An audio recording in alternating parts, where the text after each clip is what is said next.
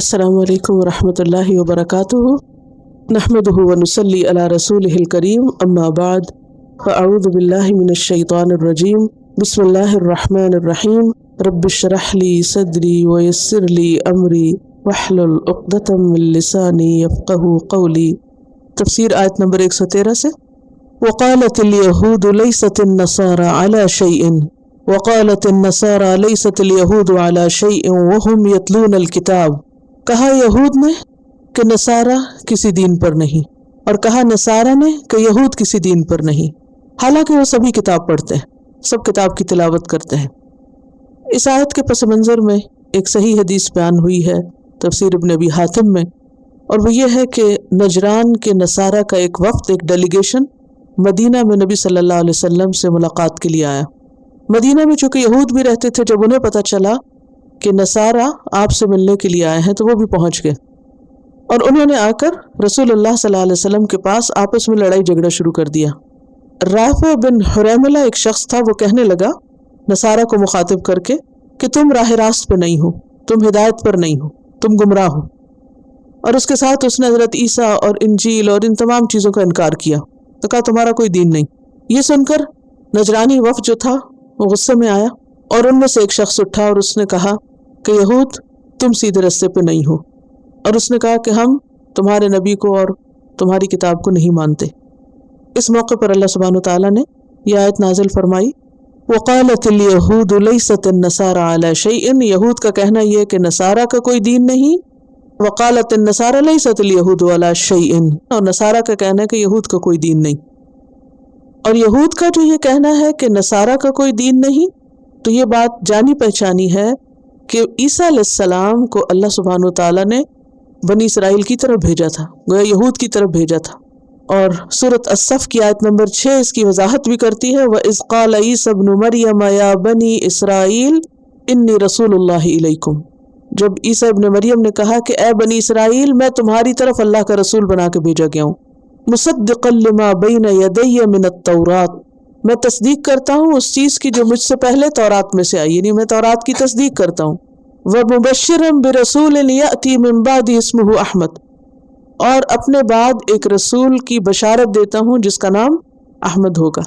गोया ईसा अलैहिस्सलाम ने अपने से पहली किताब की तस्दीक भी की और उसके साथ साथ आने वाले पैगंबर की बशारत भी दी, लेकिन इसके बावजूद यहूद ने क्या किया, ईसा अलैहिस्सलाम का इनकार कर दिया, उनकी शरीयत को न माना। वक़ालतिन नसारा, और नसारा ने कहा लैसतिल यहूद वला शैइन, कि यहूद किसी दीन पर नहीं। अब दोनों ने खुद को सही कहा और दूसरे को गलत करार दिया। और उस वक्त में अगर देखा जाए तो यहूद के मुकाबले में नसारा की बात दुरुस्त थी। कैसे? क्योंकि यहूद ने इनकार किया था, क्योंकि उस वक्त की मिल्लत कौन थी? नबी सल्लल्लाहु अलैहि वसल्लम के आने से पहले था तो वो इस्लाम ही, लेकिन उस वक्त की मिल्लत ईसा थी, और मिल्लत ईसा हक पर थी। तो बेसिकली ईसा अलैहिस्सलाम के मानने वाले नबी सल्लल्लाहु अलैहि वसल्लम की बेइज्जत से पहले दुरुस्त थे, और आपका इनकार करने वाले गलत थे। तो इन दो की बात में दुरुस्त बात नसारा की थी। वहुम यतलूनल किताब, और वो किताब की तिलावत करते हैं, किताब को पढ़ते हैं, और किताब में पैगंबरों की तस्दीक की गई है, और किताब इंसान को ये बताती है कि हक पर कौन है और गलत कौन है, दुरुस्त क्या है और गलत क्या है। अब होता ये है कि कुछ लोग जिनको इल्म नहीं होता, जब इल्म आता है तो वो उसको मान लेते हैं, नहीं जानते, जब पता चला तो मान लिया।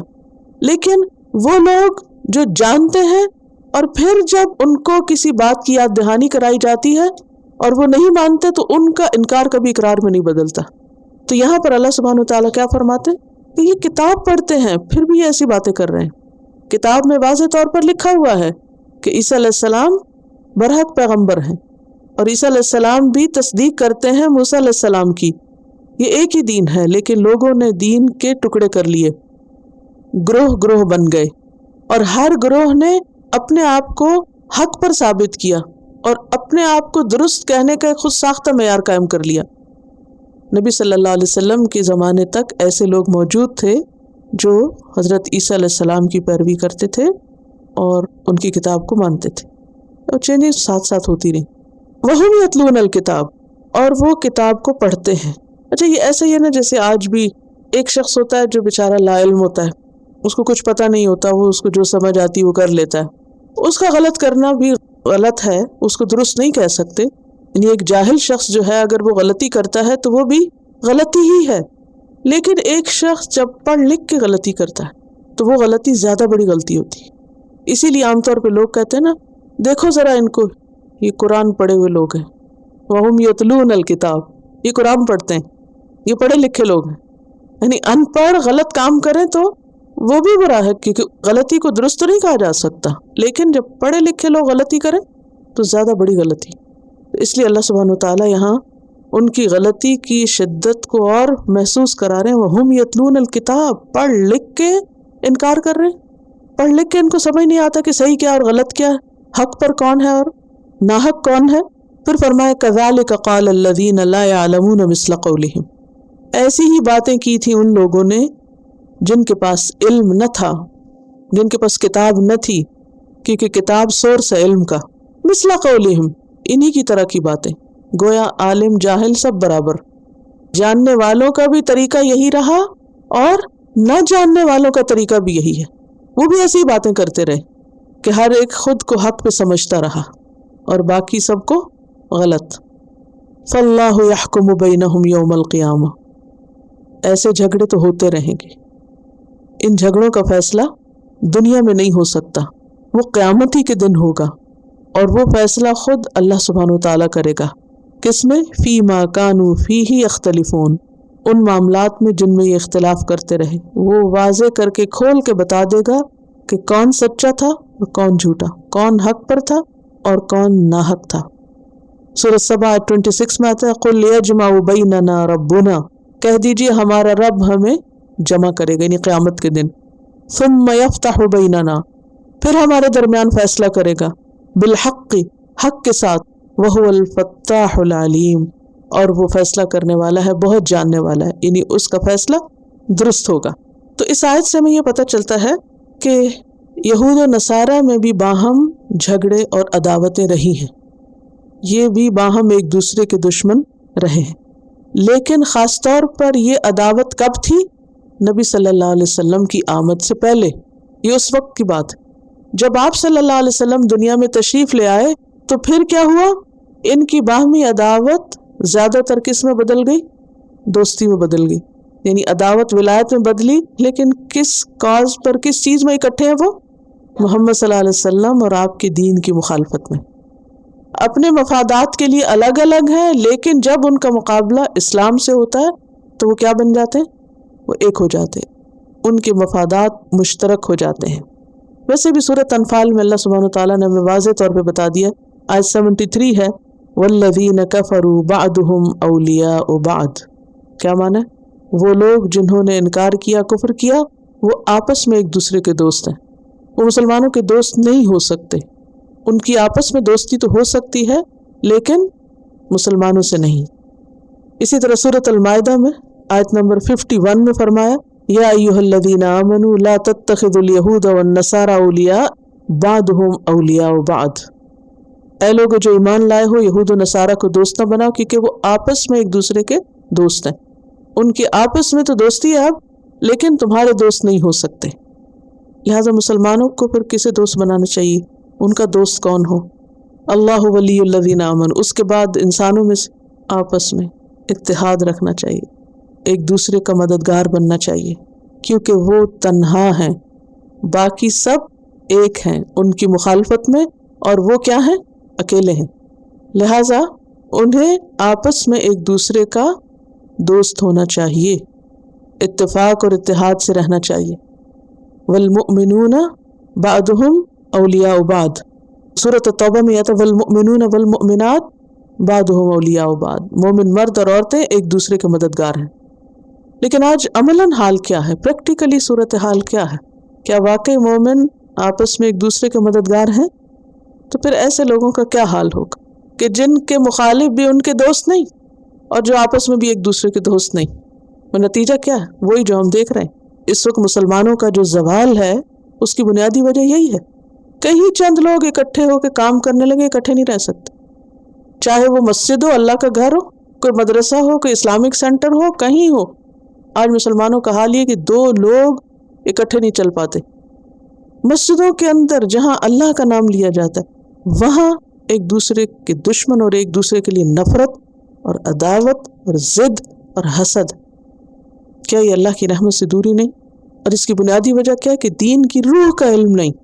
دین کا علم تو بہت ہو گیا لیکن دین کی روح نہیں، اسپرٹ نہیں، مقصد نہیں، آخرت کے معاملے میں سنجیدہ نہیں، اور ہر ایک دوسرے کو بلیم کرتا رہتا ہے۔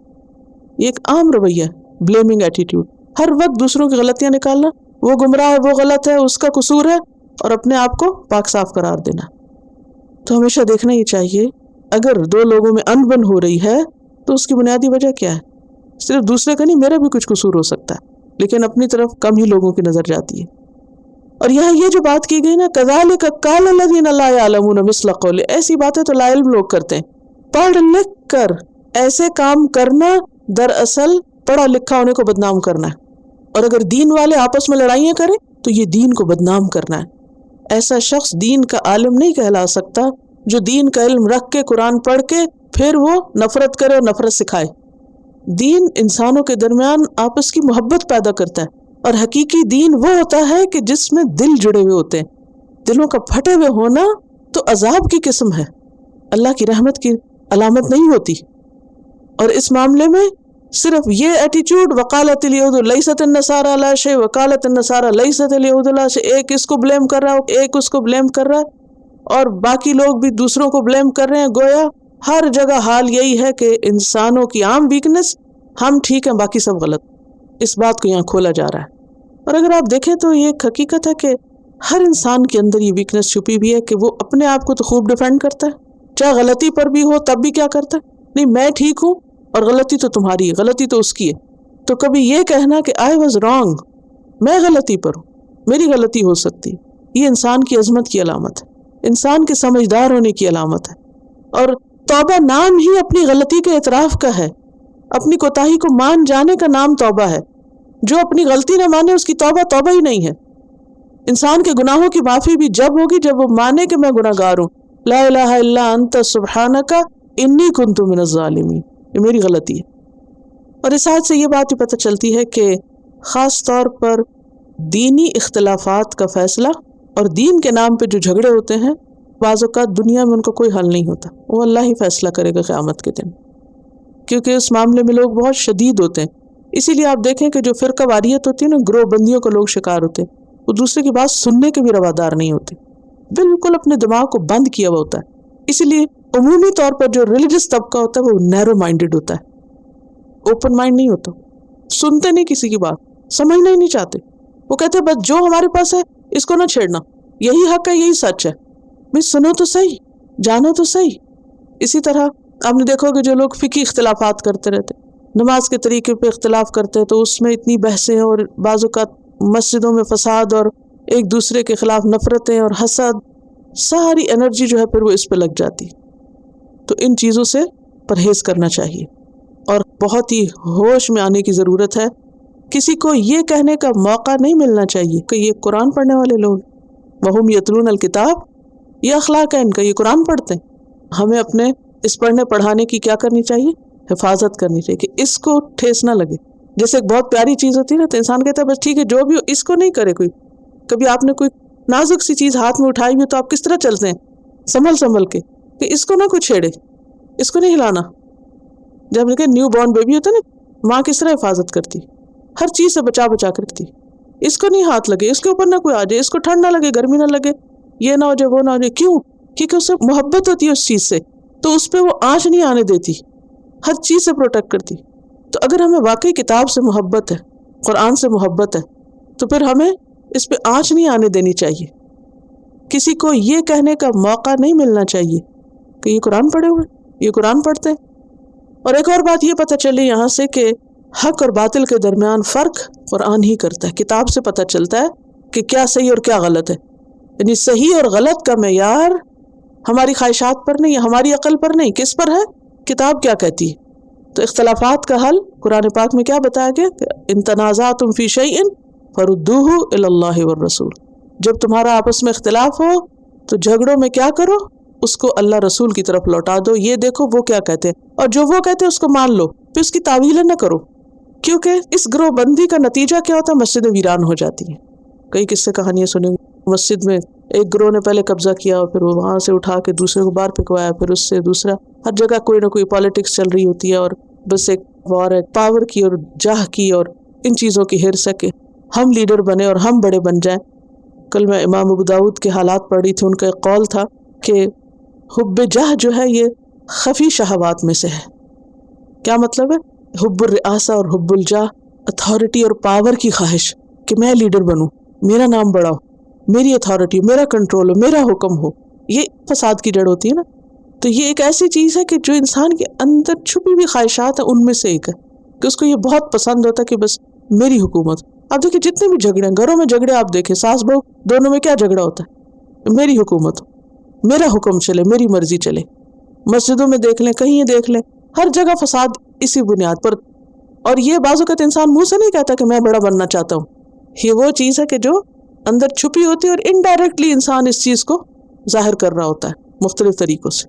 جب آپ کسی کی بات سننے کے روادار نہیں ہوتے، ماننے کے نہیں ہوتے، اپنی منوانا چاہتے ہیں، تو یہ کس بات کا سائن ہے، کس چیز کا سمبل ہے؟ کہ آپ خود بڑا بننا چاہتے ہیں، صرف اپنی منوانا چاہتے ہیں۔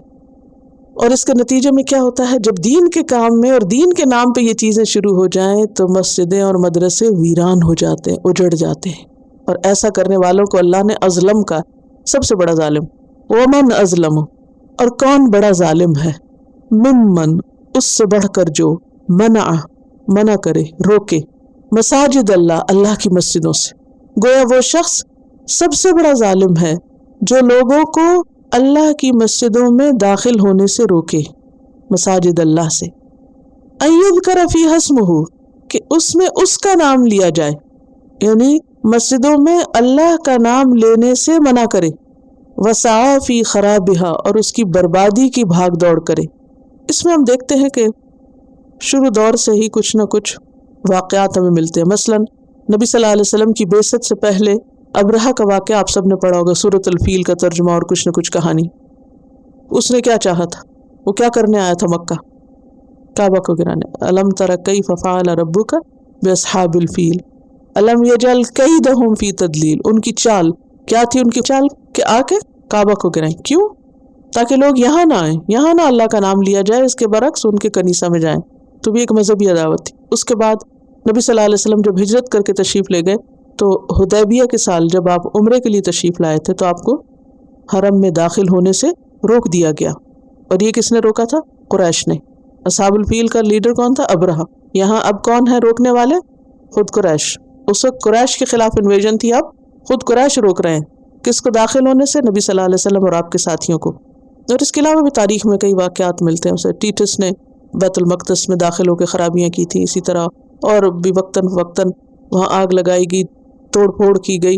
اور آج دور تک ہم دیکھتے ہیں کہ مسجدوں کا حال کیا ہو رہا ہے، غیروں کے ہاتھوں بھی اور خود مسلمانوں کے ہاتھوں بھی۔ لیکن جو بھی کوئی اللہ کے گھر کو برباد کرے، اس میں فساد کرے، اسے ویران کرے، اسے اجاڑے اور اسے اس کے اصل مقصد سے دور کرے، وہ اللہ کی نگاہ میں سب سے بڑا ظالم ہے۔ مسجد بنانے کا اصل مقصد کیا ہوتا ہے؟ ان یذکر فیہا اسمہ۔ اور اس کی دلیل کیا ہے؟ نبی صلی اللہ علیہ وسلم کے اسوہ حسنہ سے آپ سب کو وہ قصہ یاد ہوگا کہ مسجد نبی میں ایک دفعہ ایک بدو آ گیا تھا اور اس نے آ کے کیا کیا؟ پیشاب کرنا شروع کر دیا۔ آپ صلی اللہ علیہ وسلم کے صحابہ اس کو مارنے کے لیے بھاگے تو آپ نے روک دیا، جو کر رہا کرنے، جو کر چکا تو آپ صلی اللہ علیہ وسلم اس کو پیار سے سمجھایا۔ آپ نے فرمایا، آپ کے الفاظ ہیں، ان هذه المساجد لا تصلح لشيء من هذا البول والقذر۔ یہ مسجدیں پیشاب اور گندگی وغیرہ کے لیے نہیں ہیں، انما هي لذکر اللہ، یہ مسجد کس لیے ہوتی ہے؟ اللہ کے ذکر کے لیے، والصلاۃ، اور نماز کے لیے۔ اور نماز بھی کیا ہے دراصل؟ اللہ کا ذکر، ولذکر اللہ اکبر، اللہ کے ذکر کی سب سے بڑی قسم، اور وقراءۃ القرآن، اور قرآن کی قرات کے لیے۔ یہ ہے مسجد کا ہول سول مقصد۔ اور جو اس مقصد میں خلل ڈالے کہ لوگ وہاں نہ ذکر کر سکیں بیٹھ کے، اور ذکر کی ایک قسم تسبیح وغیرہ ہے اور دوسری قسم کیا؟ پڑھنا پڑھانا۔ نبی صلی اللہ علیہ وسلم مسجد میں ہی تعلیم دیا کرتے تھے، اور تعلیم بھی کیا ہے؟ اللہ کی یاد ہے، اللہ کی یاد کا ایک ذریعہ ہے۔ تو مسجد میں داخل ہونے کی نیت کیا ہونی چاہیے کہ وہاں جا کر میں کیا کروں گا؟ یا تسبیح کروں گا، ذکر کروں گا، یا پھر پڑھاؤں گا دین کی کوئی چیز، یا پھر نماز، یا پھر اور کیا، قرآن کی تلاوت، اور اس کا ایک احترام ہونا چاہیے. اور جو کوئی اس کام کے لیے آنا چاہیے اسے آنے دینا چاہیے، دروازے اس کے بند نہیں کرنے چاہیے. ہاں اگر ضرورتاً کبھی مسجد کا دروازہ بند کرنا پڑے تو وہ اس میں نہیں آئے گا. مثلاً کب بند کرنا پڑتا ہے؟ صفائی کے وقت، یا پینٹ وغیرہ کے لیے، یا کوئی رینوویشن ہو رہی ہو اس وقت اس ایریے کو کارڈن کر دیا جاتا ہے.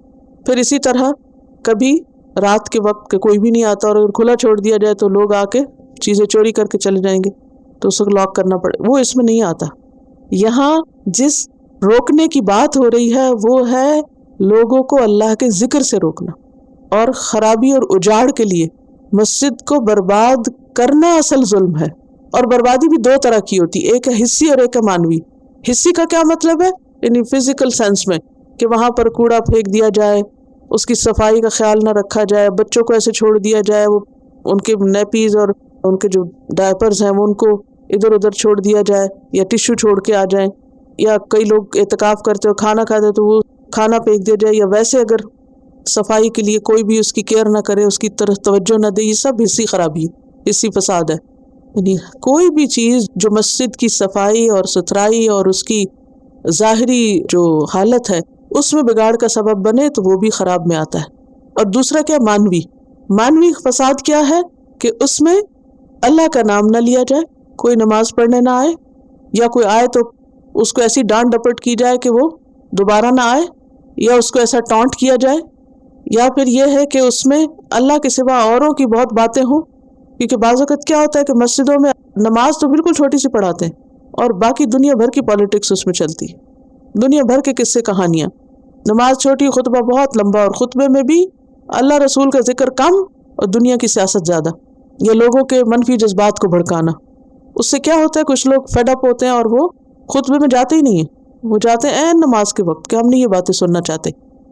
تو یہ ڈائریکٹلی اور انڈائریکٹلی سب چیزیں کیا ہو جاتی ہیں، اللہ کے گھر کو ویران کرنے کا باعث بن جاتی ہیں. پھر اسی طرح شاپنگ سے منع کیا گیا، مسجد کے اندر خرید و فروخت اس سے منع کیا گیا. ایسے فضول اعلان جس سے اصل ذکر جو ہے وہ متاثر ہو اس سے بھی منع کیا گیا. کیونکہ ایک شخص نے اعلان کیا مسجد میں اس کی کوئی چیز گمی تھی تو آپ نے فرمایا کہ اللہ تمہاری یہ چیز نہ لوٹائے، تمہیں ملے ہی نہ. یعنی مسجد کو کھیل نہیں بنا لیں یا مسجد کا ممبر کا جو سپیکر ہے اسے ادھر ادھر کی فالتو باتوں کے لیے استعمال نہیں کرنا چاہیے. اس کا مقصد کیا ہے کہ لوگوں کے ذہن میں اللہ کا ذکر یا ذکر سے متعلق جو کوئی چیز ہے کہ جس سے لوگوں کو فائدہ ہو اس چیز کے لیے استعمال ہو. اسی طرح لڑائی جھگڑا، آپس کی پالیٹکس، پھر مذہبی تعصب، گروہ بندی، فرقہ واریت، یا پھر شرکیہ کام، غیر اللہ کو پکارنا، یا پھر خطبے کے دوران گالی گلوچ کرنا یا کسی کے اوپر لان تان کرنا، یہ تمام چیزیں مانوی طور پر فساد اور خرابی کا ذریعہ بنتی ہیں. تو اس چیز سے منع کیا گیا ہے. مساجد کو جس مقصد کے لیے وہ بنی ہے اسی کے لیے استعمال کرنا چاہیے. ان کو اپنے ذاتی یا کوئی سیاسی مقاصد کے حاصل کرنے کا ذریعہ نہیں بنانا چاہیے، یا کوئی دنیا کمانے یا شہرت حاصل کرنے کا ذریعہ نہیں بنانا چاہیے. انہیں اللہ کے ذکر ہی کے لیے خاص رہنا چاہیے. اسی طرح بعض لوگوں کی عادت یہ ہوتی ہے کہ مسجد میں جگہ رکھ کے اور خود باہر نکل جاتے ہیں ادھر ادھر، اور دوسرے لوگ جو آتے ہیں ان کو جگہ نہیں اندر ملتی، ہوتا نا ایسے. یہ بھی منع ہے، یہ حرمت میں آتا ہے.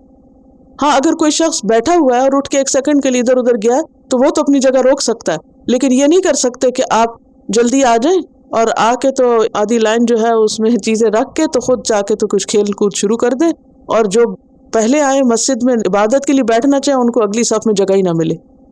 ایسا کرنا منع ہے، یہ بھی ذکر سے روکنا ہے. ہاں اگر کوئی مسجد کے اندر جگہ رکھ کے آگے پیچھے تو اس کو اجازت ہے، لیکن اس کو علماء نے حرام قرار دیا ہے کہ کوئی جگہ روک کے خود باہر نکل جائے اور اپنے دنیا کے کام کاج کر کے پھر سب سے آخر میں اور لوگوں کی گردنیں پلانگتا وہاں جا بیٹھے آگے. یہ کرنا بھی غلط ہے، یہ ظلم کے کام ہے. ٹھیک ہے، اور کسی کا حق مارنا یہ بھی ظلم ہے. وَمَنْ أَظْلَمُ، کون بڑا ظالم ہے، مِمَّن مَنَعَ مَسَاجِدَ اللَّهِ، جو اللہ کی مسجدوں سے روکے کہ اس میں اللہ کا نام لیا جائے اور اس کی بربادی کے درپے ہو. اولئک، یہ لوگ، ما کان لہم، نہیں ہے ان کے لیے جائز، کیا، ان یدخلوها، کہ وہ اس میں داخل ہوں، الا خائفین، مگر ڈرتے ہوئے۔ مسجد کے اندر کیسے داخل ہونا چاہیے؟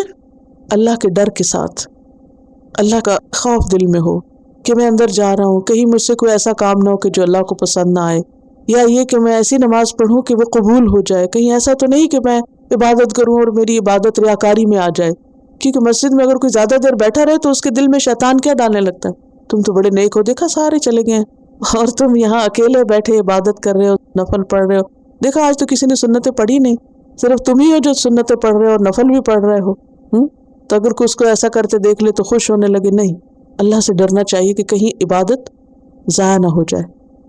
اولئک ما کان لہم ان يدخلوها الا خائفین لہم فی الدنیا خزی، ان کے لیے دنیا میں بھی رسوائی ہے، ڈسگریس ہے، یہ ان کے اپنے ہاتھوں کی کمائی ہے۔ وَلَهُمْ فِي الْآخِرَةِ عَذَابٌ عَظِيمٌ، اور ان کے لیے آخرت میں بھی بہت بڑا عذاب ہے۔ تو گویا مسجدوں کو نقصان دینے والوں کے لیے دوہری سزا ہے، دنیا کی بھی اور آخرت کی بھی۔ سورۃ انفال میں آتا ہے وَمَا لَهُمْ أَلَّا يُعَذِّبَهُمُ اللَّهُ وَهُمْ يَصُدُّونَ عَنِ الْمَسْجِدِ الْحَرَامِ، اور اللہ ان کو عذاب کیوں نہ دے حالانکہ وہ مسجد حرام سے روکتے ہیں۔ تو وجہ کوئی بھی ہو، لیکن اصل چیز ہے نتیجہ، کہ ہمارے کس کام سے نتیجہ کیا نکل رہا ہے، مسجد آباد ہو رہی ہے یا ویران ہو رہی ہے، مسجد اپنا مقصد پورا کر رہی ہے یا نہیں پورا کر رہی۔ کوئی بھی مسجد ہو، کسی بھی مسجد کے آپ متولی ہوں یا وہاں جانے والے ہوں، تو وہ صرف کسی امام یا کسی خاص شخص کے اوپر منحصر نہیں ہوتا، پوری کمیونٹی مسجد کو یا آباد کرتی ہے یا ویران کرتی، آباد کرتی ہے جا کر اس کا خیال رکھ کے اس میں اصل مقصد پورا کر کے، یا ویران کرتی ہے کہ وہاں جا کے کوئی صدارت یا کرسی یا کوئی عہدہ لینے کے لیے یا کوئی خاص مقاصد پورا کرنے کے لیے، نام شہرت کمانے کے لیے۔ تو اس چیز کی طرف توجہ دینے کی ضرورت ہے۔ ایک اور چیز جو اس آیت سے انڈائریکٹلی پتہ چلتی ہے کہ گناہوں کے بھی درجے ہیں، کوئی ظالم ہوتا ہے اور کوئی اظلم ہوتا ہے، نیک کام کرنے کے بھی درجے ہوتے ہیں، کوئی کم درجے کا فضیلت والا ہوتا ہے، کوئی اس سے زیادہ، کوئی اس سے زیادہ۔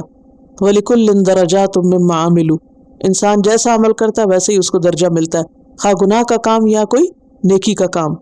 چونکہ ہمارے پاس وقت کم ہے، ورنہ یہ ہے کہ مسجد کے جو آداب ہیں ان کو ہم سب کو پڑھنا چاہیے۔ آداب زندگی ایک کتاب ہے، یہاں بھی شاید اویلیبل ہو، گھر میں اگر رکھی ہو کہیں لے کے پہلے کی تو اسے جا کے کھولیں، مسجد کے آداب پر چیپٹر کو پڑھیں۔ منہاج المسلم ایک کتاب ہے، اس میں بھی ہوگا، یا کسی اور کتاب سے جو آپ کے پاس اویلیبل ہو، کیونکہ یہاں خاص طور پر خواتین کو بھی مسجد جانے کی ضرورت رہتی ہے۔ کہیں جانے سے پہلے اس کے ادب، آداب اور مینرز پتہ ہونے چاہیے، کہیں ایسا نہ ہو کہ ہم جائیں اور نیکی کمانے کی بجائے الٹا گناہ کما کے وہاں سے نکلے۔ اور کئی لوگ تو مسجد کو ایک پکنک کی جگہ بنا لیتے ہیں، وہاں بیٹھ کے دنیا بھر کی باتیں، کبھی سو رہے ہیں، کبھی کھا رہے ہیں، کبھی ہنس رہے ہیں، کبھی کچھ، اللہ کے ذکر کے سوا سب کچھ ہو رہا ہے، تو یہ بھی درست نہیں۔ تو مسجد کی جو سینکٹٹی اور اس کا جو تحفظ اور ادب، احترام، اس کی محبت اور اس جگہ کی جو ویلیو ہے، وہ سب ایمان والوں کے دل میں اجاگر ہونی چاہیے۔ اور اس میں چھوٹی چھوٹی چیزیں ہیں کہ کیا کھا کے جاؤ، کیا نہ کھاؤ، وہاں کیسے بیٹھو، کیا کرو، ان سب کی تفصیل جو ہے وہ آپ پڑھ لیجئے۔ وَلِلَّهِ الْمَشْرِقُ وَالْمَغْرِبُ، جب مسجدوں کی بات ہوئی تو لوگ پھر کیا سمجھتے ہیں کہ سارا دین صرف مسجد کے اندر ہے، یا کسی ایک خاص ڈائریکشن میں، کسی ایک خاص جگہ پر، اور اس کے بعد جو جی چاہے کرو۔ تو کیا فرمایا؟ وَلِلَّهِ الْمَشْرِقُ وَالْمَغْرِبُ، ٹھیک ہے عبادت کے لیے ایک خاص جگہ مقرر کی جاتی ہے، لیکن اصل بات یہ کہ یہ سب کچھ اللہ ہی کا ہے، صرف مسجد اللہ کا گھر نہیں، جو کچھ بھی ہے مشرق اور مغرب کے بیچ میں سب اللہ کا۔ وَلِلَّهِ، للہ جانی خبر ہے، اور خبر پہلے لائی گئی ہے تاکید کے لیے، اللہ ہی کے لیے ہے، کسی اور کا نہیں ہے، وہی اصل مالک ہے۔ کس کا؟ مشرق اور مغرب کا، ایک کنارے کا اور دوسرے کا۔ جب کوئی کسی چیز کے کناروں کا مالک ہو گیا تو آٹومیٹیکلی جو اس کے بیچ میں آتا ہے وہ سب اس کا ہو گیا۔ اور کسی بھی چیز کے دو اینڈز ہوتے ہیں، فَأَيْنَمَا تُوَلُّوا، تو جہاں بھی تم منہ موڑو گے، جدھر بھی توجہ کرو گے، فَثَمَّ وَجْهُ اللَّهِ، وہی ہے اللہ کی ذات، وہیں اللہ کو پاؤ گے۔ جہاں جاؤ گے اللہ کو پاؤ گے، مشرق میں جاؤ، کسی ویسٹرن کنٹری میں جاؤ یا کسی ایسٹرن کنٹری میں جاؤ، دنیا کے ایک کونے میں ٹریول کرو یا دوسرے میں کرو، ہر جگہ خدا کی ذات موجود ہے۔ ایسٹ اینڈ پہ رہو، ویسٹ اینڈ پہ رہو، جہاں بھی ہو، مسجد وہاں ہے یا نہیں، اللہ کی ذات ہر جگہ ہے۔ اور اس کے بارے میں یہ کہا جاتا ہے کہ مدینہ میں جب آپ صلی اللہ علیہ وسلم تشریف لائے تو شروع میں آپ کو حکم دیا گیا کہ آپ بیت المقدس کی طرف منہ کریں، کیونکہ مدینہ میں یہود رہتے تھے اور ان کے ساتھ ایک ہم آہنگی کے لیے ابتدا میں انہی کے قبلے کو فالو کرنے کا حکم دیا گیا۔ پھر کچھ عرصے کے بعد آپ کا قبلہ بدل دیا گیا۔ اس پر یہود جو تھے وہ ناراض ہو گئے اور آپ کی نبوت پہ شک کرنے لگے. مانتے تو خیر پہلے بھی نہیں تھے لیکن معاملات اور خراب ہوئے. تو اس پر کیا کہا گیا؟ وَلِلَّهِ الْمَشْرِقُ وَالْمَغْرِبُ. ساری جہتیں، یعنی پہلا ترجمہ میں نے وجہ کا کیا کیا؟ اللہ کی ذات. اور دوسرا کیا کیا؟ ڈائریکشن، کہ اللہ کسی ایک ڈائریکشن میں نہیں ملتا کہ تم بس مشرق کی طرف منہ کرو گے تو وہیں اللہ ہے اور عبادت کے لیے بس ادھر ہی رخ کرو، اور دوسری طرف کرو گے قبلہ تبدیل ہو جائے گا تو وہاں پر اللہ کی ذات تمہیں نہیں ملے گی. اللہ کی عبادت کے لیے جو اللہ حکم دے، بیت المقدس کی طرف منہ کرو تو ادھر کر لو، اور حکم دے کہ تم خانہ کعبہ کی طرف منہ کرو تو ادھر منہ کر لو. اصل بات یہ ہے اللہ کا حکم ماننا. ان اللہ واسع علیم، بے شک اللہ وسعت والا ہے، بہت علم والا ہے. وسعت والا ہے کس چیز میں؟ اپنے علم میں، اور جتنی بھی اللہ کی صفات ہیں ساری صفات میں اس کی صفات بہت وسیع ہیں. اپنے علم میں، اپنی قدرت میں، سمع میں، بصر میں. وہ 99 نیمز ہیں نا، بلکہ اس سے بھی زیادہ، صرف 99 ہی نہیں ہے. تو ان ساری صفات میں اللہ بہت وسیع ہے، بہت بڑا. مثلا رحم کی صفت پیچھے آپ نے پڑھا تھا نا، بسم اللہ الرحمن الرحیم، اس وقت آپ کو وضاحت کی تھی. رحمان بہت ہی بڑی ہے اس کی رحمت. تو اسی طرح صرف رحم کی صفت ہی نہیں بڑی، اس کی جتنی صفات ہیں وہ ساری کی ساری کیا ہے؟ واسع ہیں. اور علیم، اس کا علم بھی بہت زیادہ ہے. کتنا؟ مخلوق کے مقابلے میں کتنا اپوزٹ. سوچئے آیت الکرسی آتی وَلَا يُحِيطُونَ بِشَيْءٍ مِّنْ عِلْمِهِ إِلَّا بِمَا شَاءَ وَسِعَ كُرْسِيُّهُ السَّمَاوَاتِ وَالْأَرْضِ. اس کا علم ہر چیز پہ چھایا ہوا ہے، ہر چیز کا احاطہ کیا ہوا ہے. تو اس آیت سے ایک بات تو یہ پتہ چلتی ہے کہ ہر چیز کا اصل مالک اللہ ہے. دوسری بات یہ کہ انسان اگر اپنی کوشش کر کے قبلے کا تعین کر لیتا، بعض اوقات ایسا تھا نا، آپ کسی ایسی جگہ جاتے ہیں جہاں آپ کے پاس کمپس بھی نہیں، آپ کو پتہ نہیں چلتا ادھر قبلہ یا ادھر ہے. کبھی مال میں آپ کو نماز پڑھنی پڑے یا کہیں پکنک میں کسی پارک میں گئے ہوئے تو آپ نے سوچا کہ سورج کے اندازے سے پڑھنے، اور سورج میں بادل آ گئے. اب آپ کو نہیں سمجھ آ رہی کہ قبلہ کدھر ہے، اور آپ کو یاد بھی نہیں رہا سورج ادھر سے نکلا تھا یا ادھر. اب آپ اپنے اندازے کے مطابق پوری کوشش کر کے جو آس پاس لوگ ہیں پوچھ کے ایک تعین میں نماز شروع کرتے ہیں، تو بھلے آپ غلط ڈائریکشن پر ہی کیوں نہ ہو، آپ کی نماز ہو جاتی. کوشش شرط ہے، لیکن فَأَيْنَمَا تُوَلُّوا فَثَمَّ وَجْهُ اللَّهِ. لیکن اس کا یہ مطلب ہرگز نہیں کہ آپ قبلے کا دھیان ہی نہ کریں اور جدھر مرضی، اور آپ یہ آج صرف اتنی پکڑ لیں جدھر بھی منہ کرو اللہ ہے، لہٰذا آج گھر کی سیٹنگ جو ہے میں یوں بدلنے لگی ہوں تو ادھر رخ کرنا مشکل ہے تو ادھر بھی ہو جائے گی نماز. نہیں، ایسے نہیں ہے. اور پھر ایک اور اہم بات یہ کہ اللہ کا علم بہت وسیع، ہر چیز جانتا ہے. دیکھیے ہمارا علم کیا ہے؟ بس ظاہری چیزوں کا، معمولی. لیکن اللہ، ان اللہ لا يخفى علیہ شیء فی الارض ولا فی السماء. اللہ پہ آسمان اور زمین کی کوئی چیز چھپی ہوئی نہیں. عالم الغیب والشہادہ، حتیٰ کہ یعلم خائنۃ الاعین، نگاہ کی خیانت جانتا ہے. وما تخفی الصدور، جو دل چھپائے وہ بھی جانتا ہے. وَلَقَدْ خَلَقْنَا الْإِنسَانَ وَنَعْلَمُ مَا تُوَسْوِسُ بِهِ نَفْسُهُ. ہم نے انسان کو پیدا کیا اور اس کے دل میں جو خیال اٹھتے ان کو بھی ہم جانتے ہیں. کسی اور کا علم ایسا ہے کہ وہ کسی کے دل میں اٹھنے والے خیال کو جانے؟ نہیں، صرف اللہ ہی جانتا ہے. تو یہ ہے اس کے علم کی وسعت. ان عظیم صفات کے باوجود لوگوں کا حال دیکھیں، ان کا ظلم دیکھیں. وَقَالُوا اتَّخَذَ اللَّهُ وَلَدًا، کہتے ہیں کہ اللہ نے بیٹا بنا لیا، اللہ نے اولاد بنا لی. اب یہ کون ہے کہنے والے؟ اس میں یہود و نصارہ بھی ہیں، مشرکین عرب بھی ہیں. قرآن مجید میں آتا ہے وقالت الیہود عزیر ابن اللہ، یہود نے کہا عزیر اللہ کے بیٹے. وقالت النصارى المسیح ابن اللہ، مسیح اللہ کے بیٹے ہیں. اور یہ اہل مکہ کیا کہتے تھے؟ ملائکہ اللہ کی بیٹیاں ہیں. اور یہ سب باتیں جھوٹ ہے. وقالوا اتخذ اللہ ولدا سبحانہ، پاک ہے وہ، ہر عیب سے پاک ہے. وہ جو مالک ہے آسمان و زمین کا، وہ اپنے مملوک کو بیٹا کیسے بنائے گا یا بچہ کیسے بنائے گا؟ ایک ہوتا مالک، اونر، اور ایک ہوتا مملوک، یعنی جس چیز کا وہ مالک ہے.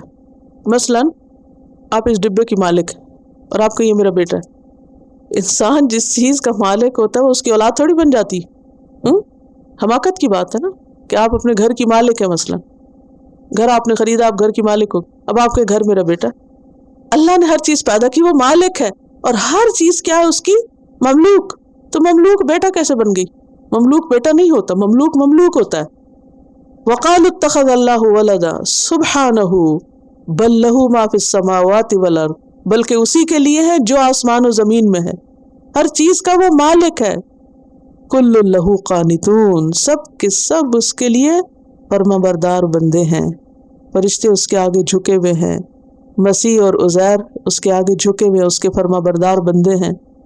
اور اللہ سبحانہ وتعالیٰ کو یہ بات سخت ناپسند ہے کہ کوئی اس کے لیے بیٹا قرار دے. حدیث میں آتا ہے، بخاری کی حدیث ہے، اللہ تعالیٰ فرماتے ہیں، حدیث قدسی اس کو کہتے ہیں، کذبنی ابن آدم، ابن آدم نے مجھے جھٹلایا، ولم یکن لہ ذالک، اور اس کو جائز نہ تھا کہ وہ ایسا کرے، وشتمنی، اور اس نے مجھے گالی دی. انسان نے، آدم کے بچے نے مجھے گالی دی.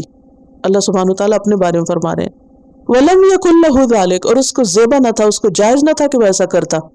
فَأَمَّا تَكْذِيبُهُ إِيَّايَ، جہاں تک اس کا مجھے جھٹلانا ہے، فَقَوْلُهُ، تو اس کا کہنا ہے، لَن يُعِيدَنِي كَمَا بَدَأَنِي، کہ اللہ مجھے دوبارہ پیدا نہیں کرے گا جیسے اس نے پہلی بار پیدا کیا. یہ ہے جھٹلانا. وَلَيْسَ أَوَّلُ الْخَلْقِ بِأَهْوَنَ عَلَيَّ مِنْ إِعَادَتِهِ، حالانکہ دوسری دفعہ پیدا کرنا پہلی دفعہ پیدا کرنے سے کچھ زیادہ مشکل نہیں، آسان ہے. وَأَمَّا شَتْمُهُ إِيَّايَ، اور اس کا گالی دینا کیا ہے، فَقَوْلُهُ اتَّخَذَ اللَّهُ وَلَدًا، یہ جو قول ہے نا کہ اللہ نے بیٹا بنا لیا، یہ اللہ سبحانہ وتعالیٰ اپنے لیے کیا سمجھتے ہیں کہ اس کے لیے کیا ہے، یہ گالی ہے. سخت ناپسند ہے اللہ تعالیٰ کو اپنے لیے. یہ انسان ہے جو خوش ہوتے ہیں کہ چلو فلاں کا بیٹا اس کو مبارک دے کر آؤ. اللہ کا معاملہ اس سے مختلف ہے. وَأَنَا الْأَحَدُ الصَّمَدُ لَمْ أَلِدْ وَلَمْ أُولَدْ، حالانکہ میں کیا ہوں، احد الصمد، بے نیاز، میں نے نہ کسی کو جنم دیا نہ میں کسی سے جنم دیا گیا. وَلَمْ يَكُنْ لِي كُفُوًا أَحَدٌ، اور میرا کوئی شریک بھی نہیں. تو پھر سبق اس سے کیا نکلتا ہے، اللہ ایک ہے، کوئی اس کی اولاد نہیں. قُلْ هُوَ اللَّهُ أَحَدٌ اللَّهُ الصَّمَدُ لَمْ يَلِدْ وَلَمْ يُولَدْ وَلَمْ يَكُنْ لَهُ كُفُوًا أَحَدٌ. بَدِيعُ السَّمَاوَاتِ وَالْأَرْضِ، نئے سرے سے آسمان و زمین کا پیدا کرنے والا ہے، اوریجنیٹر ہے آسمان اور زمین کا. جب کوئی چیز پہلے تھی ہی نہیں، کوئی نمونہ نہیں تھا. اچھا آپ دیکھیے دنیا میں انسان جو کچھ بناتے ہیں، بڑے بڑے آرٹسٹ اور پینٹرز اور معلوم نہیں جو بڑا نام کماتے ہیں اور بہت شہرت پاتے ہیں، وہ جو کچھ بناتے ہیں وہ آئیڈیاز کہاں سے لیتے ہیں. کبھی آپ کسی شاعر سے پوچھے، کسی رائٹر سے پوچھے، کسی آرٹسٹ سے پوچھے کہ ان کا جو بہت کریٹو، جس کو نام دیا سو کالڈ کریٹو کام، اس کا آئیڈیا کہاں سے انہوں نے لیا؟ کیا کہتے ہیں؟ نیچر سے. گڈ. سب نقلیں مارتے ہیں، سب چراتے ہیں وہاں سے، اور پھر خود کو کریٹو کہتے ہیں، انوینٹر کہتے ہیں، اور معلوم نہیں کیا کیا. حالانکہ بدیع کون ہے؟ جو نمونے کے بغیر، کسی سے آئیڈیا لیے بغیر کوئی چیز بنائے، صرف اس کا اپنا، کچھ تھا ہی نہیں اس سے پہلے، تو وہ کہاں سے آئیڈیا لیتا؟ اس نے کسی سے کچھ نہیں دیکھا، نہ کسی سے جانا نہ سیکھا، خود بنایا آسمانوں اور زمین کو. تو جس نے یہ سب کچھ بنایا، اس کو بیٹے کی کیا ضرورت ہے؟ وَإِذَا قَضَىٰ أَمْرًا، جب وہ کسی کام کا فیصلہ کر لیتا ہے، فَإِنَّمَا يَقُولُ لَهُ كُن، تو وہ کہتا ہے ہو جا، فَيَكُون، تو وہ ہو جاتا ہے. یہ کیوں کہا؟ اس لیے کہ انسانوں کو اپنے کاموں میں مدد کے لیے بیٹے چاہیے ہوتے ہیں، کہ ہم بوڑھے ہو جائیں گے تو کوئی ہمارا سنبھالنے والا ہو، کام میں کوئی ہیلپر ہو. اور خاص طور پر جس زمانے میں مین پاور ان کو بہت چاہیے تھے، اب تو مشینوں نے جگہ لے لی ہے نا، تو بہت ساری چیزوں میں آپ کو کسی کی ضرورت نہیں. یہاں پر خاص طور پر لائف سٹائل کس طرح کہ آپ کو ہر کام مشینیں کر دیتی، لہٰذا آپ کسی سے مدد لینا پسند نہیں کرتے، انڈیپینڈنٹ اور اپنی آزادی کے ساتھ جینا چاہتے ہیں. لیکن پہلے زمانے میں کیا ہوتا تھا کہ ہر کام کے لیے انسانوں کی ضرورت، تبھی لوگ ایک دوسرے کے قریب رہتے تھے. اب کوئی ایک دوسرے کو پوچھتا بھی نہیں، ضرورت ہی نہیں کسی کی، ہر کوئی انڈیپینڈنٹ. تو یہاں پر اللہ سبحانہ وتعالیٰ کیا فرماتے، اس کو نہیں ضرورت کسی بیٹے بیٹی کی، کوئی ضرورت نہیں، وہ سب سے بے نیاز ہے. وَرَبُّكَ الْغَنِيُّ ذُو الرَّحْمَةِ، اس کو تو اپنا کام کرانے کے لیے کیا چاہیے، صرف کن کہنے کی ضرورت ہے اور کام ہو جاتا ہے. وہ کیوں کسی کو بیٹا کہے؟ دلیل کیا دیتے، چونکہ عیسیٰ علیہ السلام کا باپ نہیں تھا، لہٰذا ان کے باپ نعوذ باللہ اللہ ہیں. نہیں، جو ساری کائنات وہ بنا سکتے تھے کہ عیسیٰ علیہ السلام کو بن باپ پیدا نہیں کر سکتا. اگر آدم کو بغیر باپ اور ماں کے پیدا کر سکتا ہے تو عیسیٰ علیہ السلام کو بنانا کیا مشکل ہے؟ ان مثل عیسیٰ عند اللہ کمثل آدم خلقہ من تراب ثم قال له کن فیکون. عیسیٰ علیہ السلام کو اللہ نے کیسے پیدا کیا تھا؟ کن سے. اسی لیے عیسیٰ علیہ السلام کو کلمہ بھی کہا جاتا ہے کہ وہ کلمہ کن سے پیدا ہوئے تھے. سمجھ آ رہی؟ مشکل تو نہیں باتیں. تو بات یہ کہ جس نے آسمان و زمین پیدا کیے. ایک اور آیت میں آتا ہے سورۃ غافر 57 کی، لخلق السماوات والارض اکبر من خلق الناس، آسمان اور زمین کی پیدائش لوگوں کی پیدائش سے زیادہ مشکل کام ہے. جس نے وہ بنا لیا وہ انسان کیوں نہیں بنا سکتا؟ وہ سب کچھ بنا سکتا ہے. تو بنیادی طور پر اس آیت میں اللہ کی قدرت کا بیان ہے. اور اللہ کن سے کوئی بھی کام کرا سکتا ہے. آپ کو معلوم ہے نا، جب اللہ سبحانہ وتعالیٰ نے قلم کو پیدا کیا تو اس کو کہا کہ لکھو. قلم نے پوچھا یا رب ماذا اکتب، کیا لکھوں؟ تو اللہ تعالیٰ نے فرمایا اکتب ما ہوا کائن الی یوم القیامہ، وہ سب لکھو جو قیامت تک ہونے والا ہے. فیوچر کی ساری ہسٹری لکھ دو. ہسٹری تو پاسٹ کی ہوتی ہے نا، لیکن قلم کو کہا سارا فیوچر لکھ دو. فکتب، اسے لکھ دیا سارا کچھ. اللہ نے کون کہا. ہمیں کسی سے کچھ لکھوانا ہو، جن لوگوں کو خود لکھنا نہیں آتا وہ کہتے ہیں نا لکھ دو ذرا. لوگ کیا کرتے ہیں، ٹائم نہیں، اچھا پھر لکھیں گے، ابھی موڈ نہیں، ابھی وقت نہیں، ابھی معلوم نہیں کیا اور کیا. لیکن قلم نے اللہ کے آگے کوئی مجبوری ظاہر نہیں کی، نہ کسی موڈ کا ذکر کیا. اللہ نے فرمایا اکتب، اور وہ چلنا شروع ہو گیا اور اس نے سب کچھ لکھ کے دم لیا، اینڈ تک سب کچھ لکھ دیا. کیا اللہ ہمارا محتاج ہے کہ ہم اس کے لیے کچھ لکھیں؟ ہے نہیں. وَإِذَا قَضَىٰ أَمْرًا فَإِنَّمَا يَقُولُ لَهُ كُن فَيَكُونُ، ہو جاتا ہے وہ، اس کے لیے کچھ بھی مشکل نہیں. فَكَتَبَ مَا هُوَ كَائِنٌ إِلَىٰ يَوْمِ الْقِيَامَةِ وَقَالَ الَّذِينَ لَا يَعْلَمُونَ، اور کہا ان لوگوں نے جو علم نہیں رکھتے. اس دور میں کون لا علم لوگ تھے؟ امی، اہل مکہ. اہل مکہ نے ایک مطالبہ کیا، لولا یکلمنا اللہ، اللہ ہم سے کیوں نہیں باتیں کرتا، اللہ ہم سے کیوں نہیں کلام کرتا. کلم یکلم تکلیم. او تاتینا آیا، یہ ہمارے پاس کوئی نشانی کیوں نہیں آتی. آپ کہتے ہیں کہ اللہ آپ کے پاس وہی بھیجتا ہے، آپ کے پاس نشانی آتی ہے، ہمارے پاس کیوں نہیں آتی. اللہ تعالیٰ فرماتے ہیں کہ یہ نئی بات نہیں کر رہے. کذالک قال الذین من قبلہم مثل قولہم، اسی طرح کہا تھا ان لوگوں نے بھی جو ان سے پہلے تھے، انہی کی طرح کی بات. ان سے پہلے مثلاً بنی اسرائیل نے کیا کہا، لن نؤمن لک حتی نری اللہ جہرۃ، سورۃ البقرہ 55. یعنی پچھلی اقوام نے بھی ایسی ہی بات کی. بات یہ ہے کہ وہ کیوں یہ مطالبہ کر رہے تھے کہ اللہ ہم سے کلام کرے، کیونکہ نبی صلی اللہ علیہ وسلم نے نبوت کا دعویٰ کیا تھا، تو وہ آپ کی نبوت کی تصدیق چاہتے تھے. کس سے کنفرم کرنا چاہتے تھے؟ براہ راست اللہ تعالیٰ سے، کہ ہم خود بات کر کے پوچھیں گے کہ واقعی یہ محمد اللہ کے رسول ہیں. ایسا ہوتا نا کہ جب کوئی آ کے آپ کو کچھ کہتا ہے تو آپ کہتے ہیں نہیں مجھے یقین ہے، میں ذرا خود کنفرم کروں گی. انسانوں سے کنفرم کرنا، تصدیق کرنا کرے بھلا، لیکن کسی کا یہ کہنا انتہائی سرکشی کی بات ہے. آپ ہیں کون جو اللہ آپ سے بات کرے؟ یا پھر یہ ہے کہ رسول کے پاس کیوں معجزے آتے ہیں، ہمارے پاس کیوں نہیں آتے، ہمارے پاس خود آئیں، ہم دیکھنا چاہتے ہیں. اور اس کی بہت زبردست تفصیل سورت بنی اسرائیل میں بہت ڈیٹیل کے ساتھ اللہ تعالیٰ ان کی بات بیان کرتے ہیں. وَقَالُوا لَن نُؤْمِنَ لَكَ، کہا انہوں نے کہ ہم نہیں تیری بات مانیں گے. حَتَّى تَفْجُرَ لَنَا مِنَ الْأَرْضِ يَنبُوعًا أَوْ تَكُونَ لَكَ جَنَّةٌ مِّن نَخِيلٍ وَعِنَبٍ فَتُفَجِّرَ الْأَنْهَارَ خِلَالَهَا تَفْجِيرًا أَوْ تُسْقِطَ السَّمَاءَ كَمَا زَعَمْتَ عَلَيْنَا كِسَفًا أَوْ تَأْتِيَ بِاللَّهِ وَالْمَلَائِكَةِ قَبِيلًا أَوْ يَكُونَ لَكَ بَيْتٌ مِّن زُخْرُفٍ أَوْ تَرْقَىٰ فِي السَّمَاءِ وَلَن نُّؤْمِنَ لِرُقِيِّكَ حَتَّىٰ تُنَزِّلَ عَلَيْنَا كِتَابًا نَقْرَؤُهُ قُلْ سُبْحَانَ رَبِّي هَلْ كُنتُ إِلَّا بَشَرًا رَّسُولًا. انہوں نے کہا ہم تیری بات نہ مانیں گے جب تک کہ تو ہمارے لیے زمین کو پھاڑ کے ایک چشمہ نہ جاری کر دے، کیونکہ مکہ میں مشکل تھا، ممکن نہیں تھا. یا تیرے لیے کھجوروں اور انگوروں کا ایک باغ پیدا ہو تو اس میں نہریں رواں ہوں، یا آسمان کو ٹکڑے ٹکڑے کر کے ہمارے اوپر گرا دے جیسا کہ تیرا دعویٰ ہے، یا خدا اور فرشتوں کو روح در روح ہمارے سامنے لیا، یا تیرے لیے سونے کا ایک گھر بن جائے، یا تو آسمان پہ چڑھ جائے. اور تیرے چڑھنے کو بھی ہم یقین نہ کریں گے جب تک کہ تو ہمارے اوپر ایک ایسی تحریر نہ اتار لے جسے ہم خود پڑھیں. حالانکہ پڑھنا لکھنا نہیں آتا. اے نبی صلی اللہ علیہ وسلم ان سے کہو پاک ہے میرا رب، کیا میں ایک پیغام لانے والے انسان کے سوا کچھ اور بھی ہوں؟ یہ سب باتیں اپنے تک رکھو، میرا کام صرف میسج کنوے کرنا ہے. تو یہ ایروگنس کی علامت ہے، یہ کر دو وہ کر دو، پھر یہ بھی نہیں مانیں گے، وہ اپنی کی بات کو جھٹلانا، اور یہ سب فضول کی بحثیں ہر دور کے عوام اپنے پیغمبر سے کرتے رہے. تو اللہ سبحانہ وتعالیٰ نبی صلی اللہ علیہ وسلم کو تسلی دیتے ہیں کہ یہ پہلی دفعہ آپ کے ساتھ نہیں ہو رہا. اچھا بالکل اسی طرح ہوتا ہے نا کہ جیسے آپ کسی کو اللہ کی کوئی بات بتاتے ہیں تو وہ آپ سے مطالبے شروع کرتے ہیں، proof this proof that proof that. جب تک یہ سارا پروف نہیں ہوگا تو ہم نہیں مانیں گے. جو پروف کر لے تو پھر کوئی اور بات لے آتے ہیں، چونکہ ماننا تو ہے نہیں انہیں. تو اسی چیز کی طرف یہاں ذکر ہے. وقال الذین لا يعلمون، ہے خود لا علم لیکن باتیں اتنی بڑی بڑی، اور یہ جاہلوں کا ہی کام ہوتا ہے ایسا کرنا. لولا یکلمنا اللہ او تأتینا آیہ کذالک قال الذین من قبلہم مثل قولہم.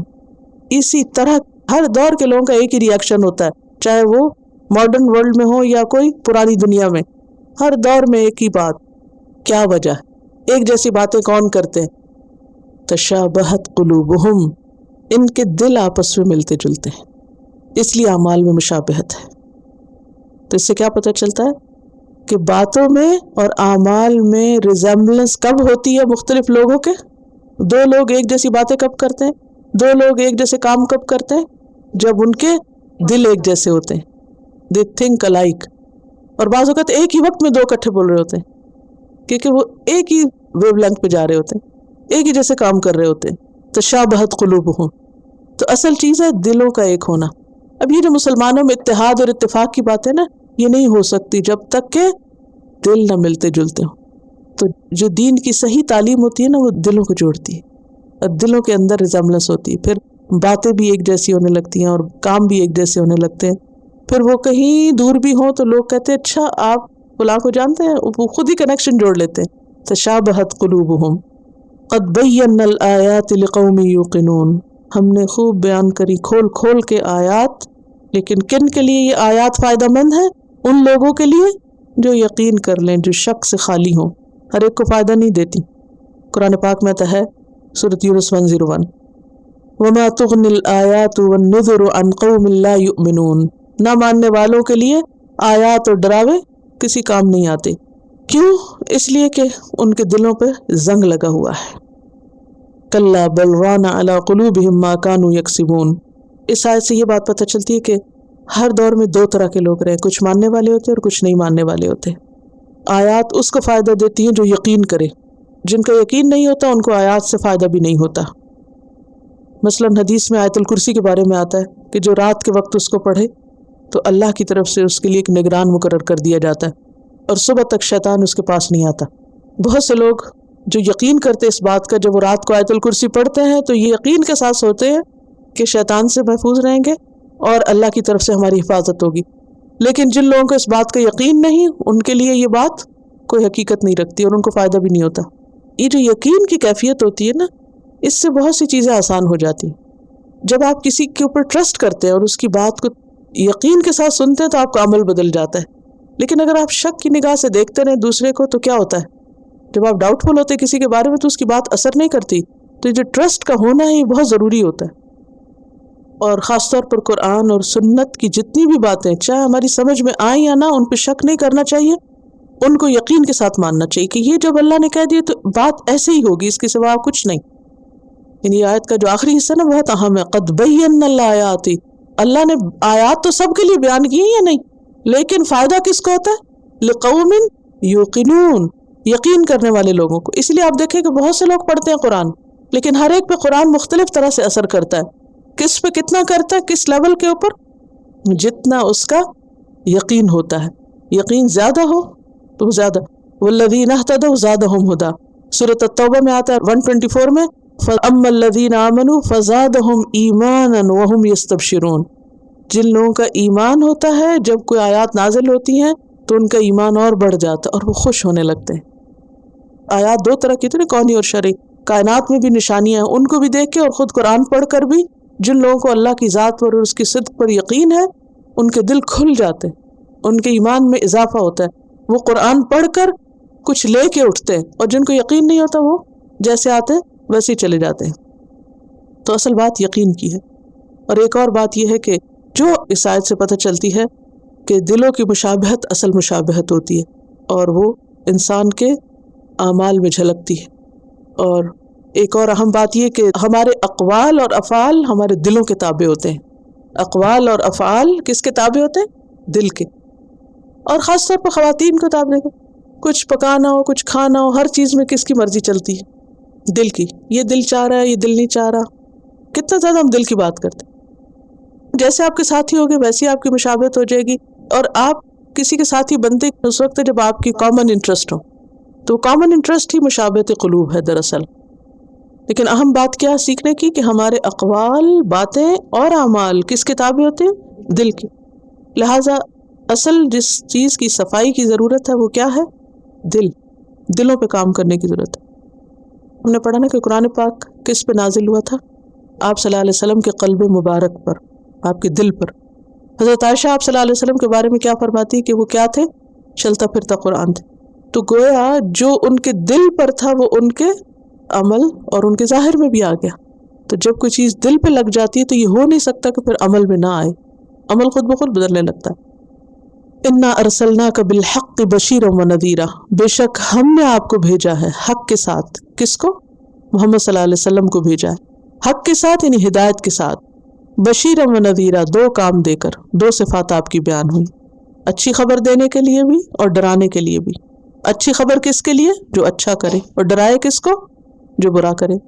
جیسے سورۃ الکہف کے شروع میں آتا ہے نا، الحمدللہ الذی انزل علی عبدہ الکتاب ولم یجعل لہ عوجا قیما لینذر بأسا شدیدا من لدنہ ویبشر المؤمنین الذین یعملون الصالحات ان لہم اجرا حسنا ماکثین فیہ ابدا وینذر الذین قالوا اتخذ اللہ ولدا ما لہم بہ من علم ولا لآبائہم. تو بشارت کس کے لیے؟ ایمان اور عمل صالح والوں کے لیے، اور انذار کس کے لیے؟ جنہوں نے کہا اللہ نے بیٹا بنا لیا. تو بشیر و نذیرا. ولا تسأل، اور آپ سے نہیں پوچھا جائے گا، عن اصحاب الجحیم، جہنم والوں کے بارے میں. اہل جہنم کے بارے میں آپ سے نہیں سوال کیا جائے گا. آپ کا کام کیا ہے؟ خبردار کرنا.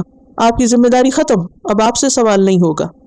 اس آیت سے ایک بات یہ بھی پتہ چل رہی ہے کہ آپ کی رسالت برحق ہے. آپ جو لائے وہ سچ ہے، جو لائے ہیں، چاہے قرآن ہے چاہے سنت ہے، کیا ہے وہ؟ سچ. دوسری بات یہ ہے کہ آپ صلی اللہ علیہ وسلم خبردار کرنے والے ہیں. اگر کوئی بگڑتا ہے تو اس کے بگاڑ کی ذمہ داری آپ پہ نہیں. سورۃ القصص 56 میں آتا ہے انک لا تہدی من احببت. الشورى 48 میں آتا ہے ان علیک الا البلاغ، آپ کی ذمہ داری کیا؟ پہنچا دینا. الغاشیہ 21 میں آتا ہے فذکر انما انت مذکر، آپ نصیحت کریے کیونکہ آپ کا کام کیا؟ نصیحت کرنا.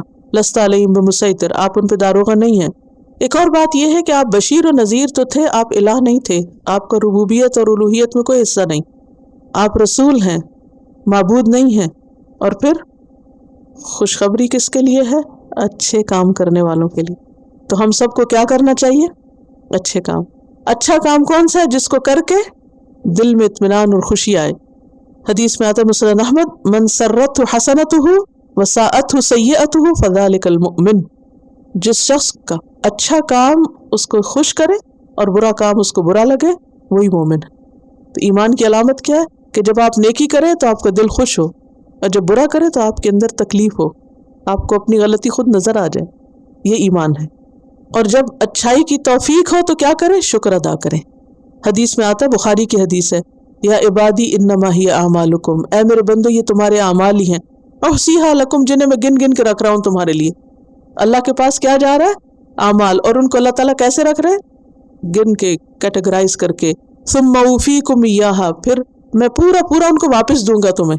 آج جو کچھ ہم کر رہے ہیں جا رہا ہے، جمع ہو رہا ہے، کل واپس آپ ہی کو ملے گا. فمن وجد خیرا، تو جو خیر پائے، فلیحمد اللہ، چاہیے کہ اللہ کا شکر ادا کرے. ومن وجد غیر ذالک، اور جو اس کے علاوہ پائے، او قال سوا ذالک، یا آپ نے فرمایا اس کے سوا پائے، فلا یلومن الا نفسہ، تو صرف اپنے آپ ہی کو ملامت کرے، خود کو ہی قصوروار ٹھہرائے. تو اس سے کیا پتہ چلتا ہے؟ نیکی کرنا خوشی کا باعث ہوتا ہے. اور یہاں جو نبی صلی اللہ علیہ وسلم کی دو صفات، اس کے علاوہ بھی کئی صفات آتی ہیں اور بہت ہی خوبصورت صفات ہیں. انشاءاللہ کبھی موقع ہو تو ان کا ذکر ہوگا، لیکن آج وقت نہیں ہے تو اتنا ہی کافی ہے. وَلَن تَرْضَىٰ عَنْكَ الْيَهُودُ وَلَا النَّصَارَىٰ، یہود و نصارہ آپ سے ہرگز راضی نہیں ہو سکتے، کبھی خوش نہیں ہوں گے. کتنی بڑی خبر. نبی صلی اللہ علیہ وسلم سے جو ان کی عداوت تھی، دشمنی تھی، اس کو کھول کے رکھ دیا گیا. آپ صلی اللہ علیہ وسلم ہر ایک کی ہدایت چاہتے تھے، ہر ایک کے خیر خواہ تھے. آپ ان کی تالیف قلب چاہتے، ان کے لیے نرم گوشہ رکھتے کہ کسی طرح یہ ہدایت پہ آ جائے. لیکن آپ کو کیا بتا دیا گیا؟ امید نہ رکھو زیادہ، یہ آپ سے راضی نہیں ہوں گے. حتیٰ تتبع ملتہم، یہاں تک کہ آپ انہی کے دین میں آ جائیں. ہاں، اگر آپ ان کے دین اور طریقے کی پیروی کریں گے تو پھر آپ سے خوش ہو جائیں گے. قل ان ھدی اللہ ھو الھدی، کہہ دیجئے بے شک ہدایت اللہ کی دراصل ہدایت ہے. ہدایت یہودی بننے یا عیسائی بننے میں نہیں، فرقہ واریت میں نہیں، کسی خاص گروہ میں شامل ہونا ہدایت نہیں. ہدایت کیا ہے؟ جو اللہ کی ہدایت ہے. اور یہاں یہ جو ہوا کا لفظ بیچ میں آ رہا ہے نا، اسے کہتے ہیں ضمیر فصل، اور یہ کسی چیز کو اسپیسیفک کرنے کے لیے اور باقی سب کی نفی کرنے کے لیے آتا ہے کہ اصل ہدایت اللہ کی ہے، اس کے علاوہ کوئی چیز ہدایت نہیں ہے. یہ معنی بنتا ہے. یعنی ہدایت وہ نہیں جس پر تم ہو. آج کے لیسن کے شروع میں ہم نے پڑھا تھا نا کہ ایک گروہ کہتا ہے تم کسی چیز پر نہیں، دوسرا کہتا ہے تم کسی چیز پر نہیں، وہ دونوں ایک دوسرے کو گمراہ قرار دیتے ہیں. تو یہاں پر کیا فرمایا گیا کہ اصل ہدایت کیا ہے؟ جو اللہ کی طرف سے آئی ہے، ہدی اللہ. وَلَئِنِ اتَّبَعْتَ أَهْوَاءَهُمْ، اور اگر آپ نے ان کی خواہشات کی پیروی کی، کن کی؟ یہود و نصارہ کے، ان کی ڈیزائرز کو فالو کیا. بعد الذی جاءک من العلم، اس کے بعد کہ آپ کے پاس علم آ گیا، قرآن و سنت پہنچ گئی، اور پھر آپ ان کی پیروی کریں. اور یہاں خطاب آپ کو بھی ہو سکتا ہے اور ہر لسنر کو یا ہر ریڈر کو جو یہ آیت پڑھے کہ جس کے پاس یہ علم آ جائے، العلم آ جائے، اور پھر بھی وہ ان کے طریقوں پہ چلے، ان کی ملت پہ چلے، ان کی خواہشات کو فلفل کرے. مالک من اللہ من ولی ولا نصیر، تو اللہ اپنی مدد اور اپنی ولایت سے ان کو بری ذمہ قرار دیتا ہے کہ میں بری ہوں پھر تمہاری مدد سے، میری طرف سے مدد نہیں آئے گی تمہارے پاس. آج مسلمانوں کو اللہ کی مدد کیوں نہیں پہنچ رہی؟ اللہ کی مدد کیوں نہیں آتی؟ حالانکہ نبی صلی اللہ علیہ وسلم کے زمانے میں 313 تین گنا پہ حاوی ہو رہے ہیں جنگ بدر میں. اس کے علاوہ بھی مختلف مواقع پر کہ مسلمانوں کی تعداد بہت کم ہوتی تھی، لیکن اس کے باوجود اللہ تعالیٰ ان کو فتح یاب فرماتے. کیوں؟ کیونکہ وہ دین پر تھے. آج لوگ اپنے دین کو درست کرنے کی بجائے دائیں بائیں دیکھتے رہتے کون ہماری مدد کرے، اور پھر دوسروں کو خوش کرنے کی کوشش میں اپنا دین چھوڑ دیتے، اپنے طریقے چھوڑ دیتے، اپنی روایات چھوڑ دیتے، اپنا سب کچھ چھوڑ کے ان کی نظروں میں جچنے کی کوشش کرتے. تو جو کوئی ایسا کرے، کوا چلا ہنس کی چال اپنی بھول گیا، نہ ادھر کے رہے نہ ادھر کے رہے، نہ خدا ہی ملا نہ وصال صنم. اللہ کی مدد سے بھی گئے اور دنیا میں بھی ذلیل و رسوا ہوئے. کہاں کے رہے؟ پھر کہیں کے بھی نہیں. یہی حال ہو رہا ہے آج ہم سب کے ساتھ. اور ولی کون ہوتا ہے؟ جو فائدہ پہنچائے. پھر اللہ کی طرف سے کوئی فائدہ نہیں پہنچے گا. ولا نصیر، مشکل میں پھنسو گے تو وہاں سے مدد بھی نہیں آئے گی، وہاں سے ہیلپ نہیں آئے گی اوپر سے. کتنی بڑی وارننگ. تو اس آیت سے پتہ کیا چلتا ہے کہ یہود و نصارہ اس وقت تک مسلمانوں سے راضی نہیں ہو سکتے جب تک کہ وہ ان کے طریقے نہ اختیار کریں. دوسری بات یہ ہے کہ ہدایت کسی خاص گروہ کے ساتھ منسلک نہیں، فرقے کے ساتھ نہیں. ہدایت اصل میں کیا ہے؟ جو اللہ کی طرف سے آیا ہے. اور پھر یہ کہ اصل علم جب انسان کے پاس آ جائے تو انسان اس کی قدر کرے اور اس پر چلے، تو تھوڑا عمل بھی کافی ہو جائے گا اگر درست ہو، اور بہت سی کوششیں بھی بیکار ہو جائیں گی اگر غلط ہوں. دیکھیے نا کہ بعض اوقات کچھ لوگ تھوڑے وقت میں بہت سا کام کر لیتے ہیں. وجہ کیا ہوتی ہے؟ طریقہ درست ہوتا ہے. اور کچھ لوگ سارا دن لگا کے بھی کہیں نہیں پہنچتے. کیوں؟ اگر آپ رستہ ہی غلط لے لیں کہیں جانے کا، پہنچیں گے؟ ساؤتھ کی بجائے نارتھ لے لیں، سڑک کا نام وہی دیکھ دیکھ کے خوش ہوتے رہیں، تو آپ تو الٹی ڈائریکشن پہ جا رہے ہیں. آپ کو چاہیے تھا اللہ کو خوش کرے اور آپ کسی اور کو خوش کرنے میں لگے ہوئے ہیں. تو اللہ کی طرف سے تو مدد کا ہاتھ اٹھ گیا. لیکن یہ نکتہ کتنے لوگوں کو سمجھ آتا ہے؟ پھر فرمایا الذین آتیناہم الکتاب، وہ لوگ جن کو ہم نے کتاب دی. اور کتاب اسم جنس ہے، یہاں قرآن، تورات، انجیل سب کی طرف اشارہ ہے. یتلونہ، وہ اس کو پڑھتے ہیں، حق تلاوتی، جیسی تلاوت کرنی چاہیے، جیسے پڑھنا چاہیے ویسے ہی پڑھتے ہیں. تلاوت جو ہوتی ہے نا وہ 3 قسم کی ہوتی ہے. نمبر 1 تلاوت لفظی، کتاب کے حروف کو صحیح پڑھنا. قاعدہ پڑھ رہے ہیں نا آج کل، خوب محنت کریں. اور ہم چاہتے ہیں کہ ایک 0 پیریڈ بھی رکھ دیں، جو لوگ بعد میں رک سکے وہ بعد میں رک کے اپنی قرات ٹھیک کریں، حق تلاوت ہی کریں. پہلی کون سی قسم ہے؟ تلاوت لفظی، لفظ کی ادائیگی درست ہو، حروف کی ادائیگی درست ہو، مخارج درست ہو، اعراب درست ہو، زبر کو زیر کو پیش نہیں کریں. دوسری ہے تلاوت معنوی، معنی ٹھیک کریں، تفسیر ٹھیک ہو، جو کہا جا رہا ہے وہی سمجھے، کچھ اور ادھر ادھر کی فالتو باتیں نہ ہو، تعویلات نہ ہو، اپنی رائے بیچ میں نہ شامل کی جائے، جو جس کانٹیکسٹ میں بات ہے اسی میں رکھی جائے. اور تیسری چیز ہے تلاوت عملی، کہ جو کہا گیا ویسا ہی عمل ہو. جیسے نبی صلی اللہ علیہ وسلم کا اخلاق کیا تھا؟ قرآن، ویسا ہی عمل تھا. جو قرآن میں اخبار ہے، جو قصے واقعات ان کی تصدیق کی جائے، جو کرنے کو کہا گیا وہ کیا جائے، جس سے منع کیا گیا اسے رکا جائے. یہ کیا ہے؟ تلاوت عملی. تو ان تینوں میں سے جو کمی کرے گا، جس چیز میں بھی کمی ہوگی اتنا ایمان کم ہوگا، کیونکہ ایمان کو مشروط کر دیا گیا کس کے ساتھ؟ صحیح تلاوت کے ساتھ. اچھا، بعض لوگ تجوید تو خوب پڑھیں گے، کئی سال تجوید پڑھیں گے، بہت خوبصورت قرات کریں گے، مطلب کچھ نہیں آتا ہوگا.